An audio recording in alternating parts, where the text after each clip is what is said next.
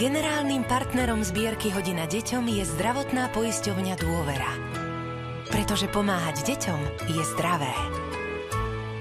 Príjemné sledovanie a veľa zážitkov vám prináša digitálna zrkadlovka Canon od Prolajky.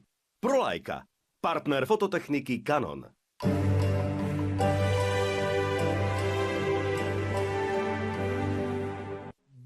Najobľúbenejší svetový tenorista Andrea Bocelli na Slovensku. Jeden z najväčších hlasov súčasnosti vystúpi 19. novembra 2017 na zimnom štadióne Ondreja Nepelu. Prekrásne árie a najväčšie operné hity. Vstupenky na www.xl.sk. Nepremeškajte najväčšiu hudobnú udalosť. Andrea Bocelli 19. novembra 2017 v Bratislave.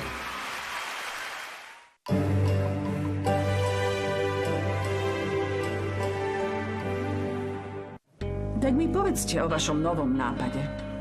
Dlho by som chcel zmeniť na pôžičku.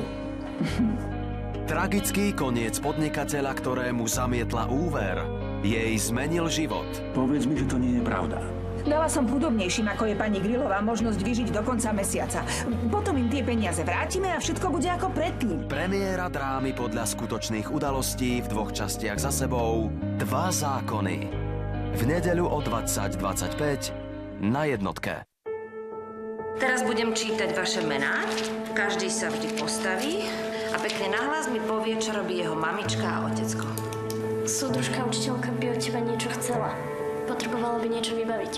Obľúbený predmet šikana. Povedala som, že si to povedal, tak si to povedal a basta!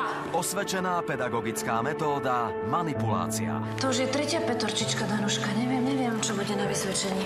Naša dcéra dostávala zlé známky len preto, že ja, jej otec, som odmietol riskovať existenciu. My nevieme o tom, že by súdružka učiteľka urobila niečo zlé. Príbeh školy, ktorej vládla učiteľka.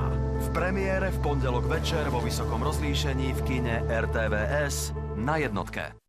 V čase Vianoc k vám s duchovným posolstvom zavíta kolekcia našich sviatočných programov. To je František! Dvojdielny film o kajúcnom svetom Františkovi z Assisi, priamy prenos pápežského požehnania Urbi et Orbi, príbeh Márie, ktorej pomohla opatera reholníčky a dokument Juraj Turzo o významnej osobnosti našich dejín. Šťastné a požehnané Vianoce z RTVS.